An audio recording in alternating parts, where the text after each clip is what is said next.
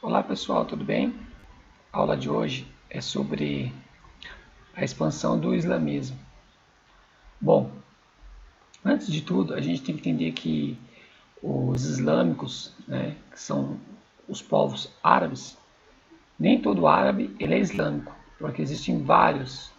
Normalmente as pessoas costumam dizer que todo árabe ele é um islâmico e está errado, tá? Porque existem milhões de árabes. A religião islâmica vai surgir depois com Maomé.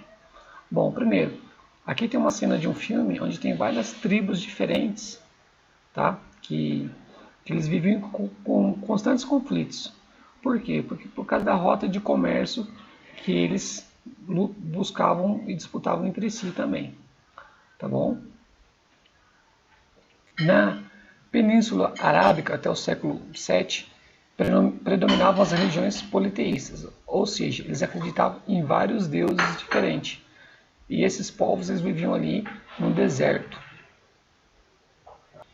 Eles costumavam acreditar em que Deus, os seus espíritos ficavam em árvores, em pedras, em rochas, se manifestavam em forma de animais. Eles tinham esse tipo de crença. E o principal lugar que eles costumavam frequentar, tá, era um lugar chamado Kaaba, que existe até hoje, que era um um lugar onde se fazia a peregrinação, ou seja, todos eles iriam para lá visitar esse local sagrado. Então era uma rota muito importante para esses árabes. Aqui dentro desse cubo fica Kaaba, tá? E dentro dele existe uma pedra, uma pedra negra, que a tradição fala que ela era uma pedra branca, mas com os pecados humanos ela foi se tornando negra. É nesse período aí que vai surgir um cara chamado Maomé, tá? Nasce um profeta. Maomé, ele nasceu por volta de 570 depois de Cristo, tá? Ele era muito jovem e ele acompanhava as caravanas de comércio, ou seja, ele conhecia muito bem a questão do comércio e dessas rivalidades dessas tribos. E como Maomé ele participava dessas caravanas, ele teve muito contato com outras tribos, que eram de religiões diferentes. Por exemplo, com o judaísmo e com o cristianismo, onde ele aprendeu, e aprendeu essa cultura, essa religião. Aí, por volta de 610, Maomé recebeu a revelação de um anjo, uma revelação divina do anjo Gabriel, onde ele vai passar as mensagens do Islã para ele. E depois disso, 3 anos depois, Maomé vai começar a difundir essa ideia islâmica, tá, sobre a mensagem que Deus, que Alá, mandou que Maomé fosse propagar em vários locais diferentes. Bom, ele vai começar a difundir todo esse conhecimento e aqueles que seguiam esses preceitos eram chamados de islâmicos, ou seja, Islã, que significa o quê? Submissão total a Deus. Beleza? E é claro que muitas pessoas não vão gostar muito disso, Lembra que eu falei que eles viviam numa região onde os seus deuses eram o quê? Politeístas. Então havia um grande comércio, porque existiam vários deuses diferentes. E agora Maomé estava falando que apenas um era verdadeiro. Aí Maomé começa a dizer o seguinte: uma religião, um Estado, não vai poder. Porque aí Maomé vai começar a combater o politeísmo, que é onde vai começar aí os problemas dele. E conforme tem essas dificuldades, Maomé vai ter que fugir, vai fugir da cidade onde ele vivia, e porque os grandes ricos proprietários, das caravanas começaram a perseguir ele. Essa fuga dele, de Yathrib, vai começar a se chamar, essa cidade vai começar a passar a se chamar Medina, tá?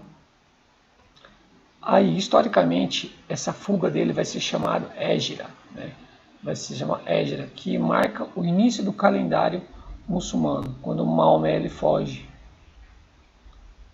Maomé ele costumava criticar também, a adoração a vários deuses diferentes, ou seja, ele seguia uma tradição judaica cristã, né, que é igual daquela dos apóstolos antigos, que falava sobre evitar males futuros, né? Então ele condenava essa questão de vários deuses. E com essa mensagem, o Maomé consegue ter várias pessoas se convertendo ao Islã. Então o seu Estado começa a crescer, ficar poderoso cada vez mais. Aí tem a morte dele, né, de Maomé, só que os ensinamentos dele, ele vai ser reunido numa Bíblia dos Islâmicos, que essa Bíblia é chamada de Alcorão. Tá? Esse Alcorão, ele vai ser usado aí para dar um segmento, né, uma continuidade dos ensinamentos do profeta Maomé. O islamismo é uma religião que ela difunde muito e muito rápido, tá? Porque ela pega várias camadas da população, dos mais ricos até os mais pobres. Então ela permeia todos os campos, político, cultural, social, filosófico. E tem um meio de difusão do islamismo que é chamado de jihad. Tá? Jihad significa guerra santa, né, em árabe. E isso aqui era muito utilizado, que era para combater aqueles inimigos da fé do Islã. Tá? Também com o propósito de defender, o que vai tornar os guerreiros muito mais valentes, tá, durante as batalhas. Aí tem algumas divisões que é importante entender, tá, pessoal? Por exemplo, a questão dos sunitas e dos xiitas, que é muito comum no islamismo. Tá? Os sunitas tem aqueles que não eram parentes diretamente de Maomé. Tá? Então são aquelas pessoas que foram convertidas com o tempo, né? Ou seja, aquelas pessoas mais próximas e aqueles que não tinham linhagem sanguínea com o profeta. Esses eram chamados de sunitas. Esses aqui costumam ter leis mais brandas em relação ao islamismo, tá? Não são tão radicais, por mais que sigam o Corão, sigam as leis. E tem os xiitas. Os xiitas, eles são os grupos que pertencem a uma linhagem direta do Maomé, ou seja, tem um grau de parentesco, né?